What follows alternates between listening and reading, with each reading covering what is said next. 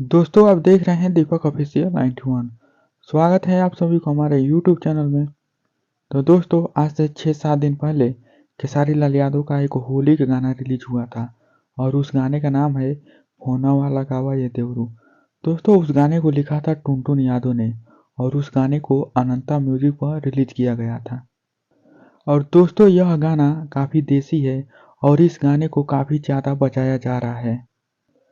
इस गाने पर 6 मिलियन से ज़्यादा व्यूज़ हो चुका है और यह गाना इंस्टाग्राम पर 44 नंबर पर ट्रेंड कर रहा है और 30,000 से ज़्यादा इस गाने पर रील भी बन चुके हैं और इस गाने को ग्राउंड लेवल पर भी बजाया जा रहा है। अगर सबसे ज़्यादा होली का गाना खेसारी लाल का कोई बज रहा है तो यही गाना है। इसी गाने को सबसे ज़्यादा सुना जा रहा है और इस गाने को टुनटुन यादव ने लिखा है। टुनटुन यादव जब भी कोई गाना लिखते हैं तो इसी तरह का धमाल मचाने वाला गाना लिखते हैं। उनका जब भी कोई गाना आता है काफ़ी गर्दा मचा देता है। तो आप लोग हमारे चैनल बनाए हैं तो चैनल को सब्सक्राइब कर लीजिए और वीडियो को लाइक करना ना भूलिए, क्योंकि ऐसे मज़ेदार अपडेट आपको इस चैनल पर मिलते रहेंगे।